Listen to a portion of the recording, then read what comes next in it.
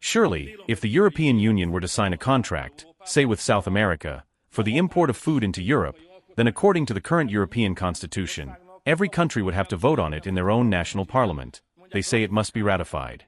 No one can take this right away from us. How do they take this right away from us?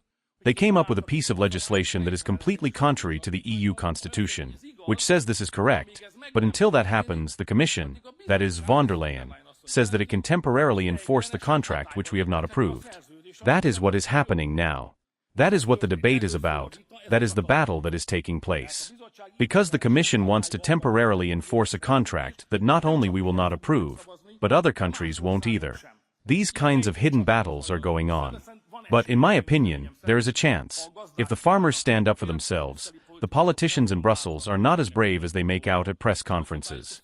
When farmers come together, they usually back down. A Europe-wide farmers' alliance is needed, and then I think European farmers can be saved. Because the Russians will always respond to this with war. That's why there always needs to be something, a buffer zone, between Russia and the West, including Hungary, along Hungary's eastern borders. And we should agree that the territory called Ukraine was a buffer zone, and now it will become a war zone. How can it become a buffer state again?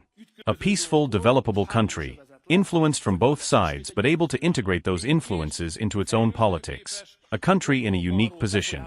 This is achievable. If not, the alternative is continuous war. Many of us have been married for some time, I'm approaching 40, and you learn in marriage that sometimes peace and harmony are more important than truth.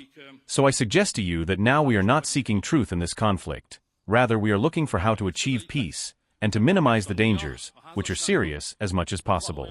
Right now, this is the big picture. When you hear news reports or security assurances from here and there, imagine this context. You can place the daily news into it, and then everything becomes understandable, even if at first glance it doesn't make sense from the headlines. Hungary. The situation is, as I mentioned, I came here from the Brussels meeting, it was a war council. So today in Brussels, it's not ministerial summits, but war councils. The leaders of the European Union have decided that Russia will be defeated in a war on the Ukrainian front. That decision has been made. You may have seen clips of this before I arrived here with you. Whatever it takes. For as long as necessary. Weapons, money, and now there's even a signed agreement to send soldiers to Ukraine if needed. Europe is not going to war. It already has gone. Europe is already at war. A completely fresh, previously unreleased document. It leaked to Politico yesterday. Perhaps I shouldn't even be showing it here. It's a plan outlining how much money the EU wants to give Ukraine. This is a document from the Commission. This is no longer about what we think here in Budapest or what we've cleverly come up with. It's written down exactly what will happen in the Commission's document. It's long, I won't read it all aloud. But in line with this effort, the rebuilding of Ukraine would involve mobilizing roughly $800 billion in capital. And the document then details how we are supposed to raise $800 billion for the Ukrainians under a so-called Ukrainian welfare program. And in a small way, you can see my work isn't simple. At the bottom, in fine print, in a footnote, it even says that this $800 billion does not include military spending, because that is a separate item. According to the Ukrainian government, given the current situation, that could exceed $700 billion. So we're talking about $1.5 trillion. And so that we don't misunderstand the situation, the document clearly states that of course this money must be raised for Ukraine. Part of this financial mobilization plan also includes the goal that Ukraine is supposed to join the European Union by 2027. That's next year. So this is reality. So if anyone tries to convince you that Ukraine's EU membership, which is already heavily affecting Hungarian agriculture and taking all our money, is something in some vague, distant future, don't believe it. It's planned for the beginning of 2027 to 28. I would also like to add that while these dangers are threatening from Ukraine, while the Ukrainians want to draw us into the war, and while they speak to us in a disgraceful and disrespectful manner, here in Hungary today we are caring for 30,000 Ukrainian refugees. At the same time, Ukraine receives the majority of its energy supply from us. They get 40% of their electricity from us, and if we didn't supply them with fuel, their vehicles wouldn't run.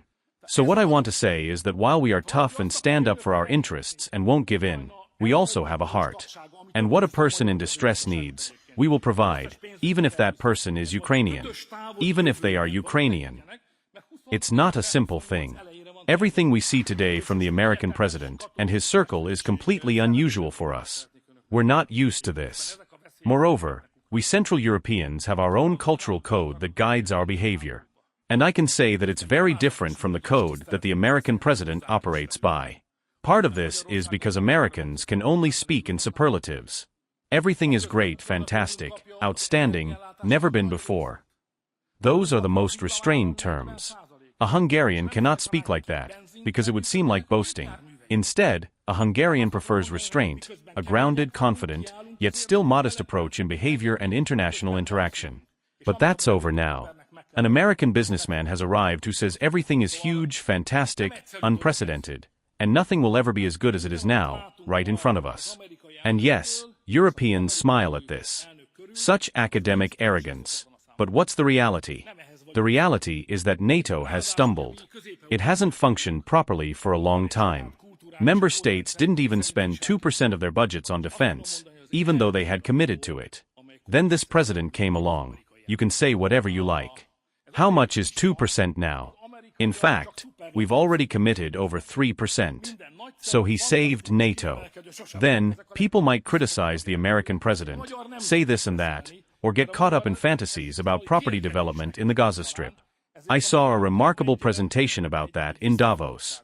You can talk like that, but not long ago people were killing each other there by the thousands.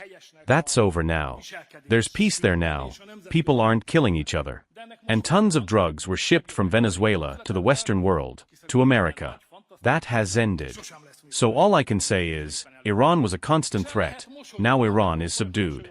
I can only say that while Westerners make mocking comments about the American president, the truth is that every international institution that was run in a well-mannered European academic style over the past 30 years has been paralyzed, achieved nothing. One person appended the whole system, and now there are results.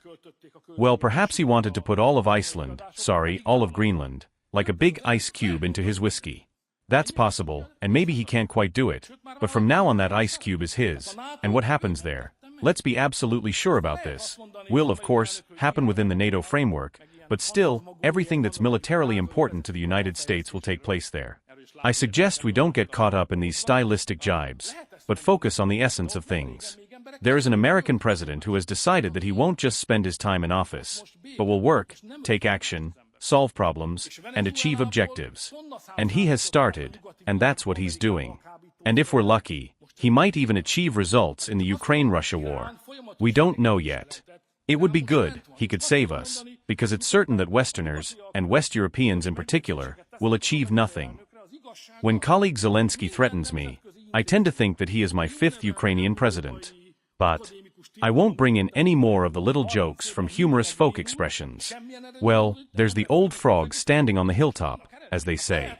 Anyway, the first thing, my fifth president. I've presented one half of our arguments. We live in dangerous times. There will be further perilous moments. There is a direct threat of war. Young people face the risk of being called up for military service. And all of us face the threat of economic collapse if we do not resist everything that Brussels, and the representative of the future puppet government sent here from Brussels, wants.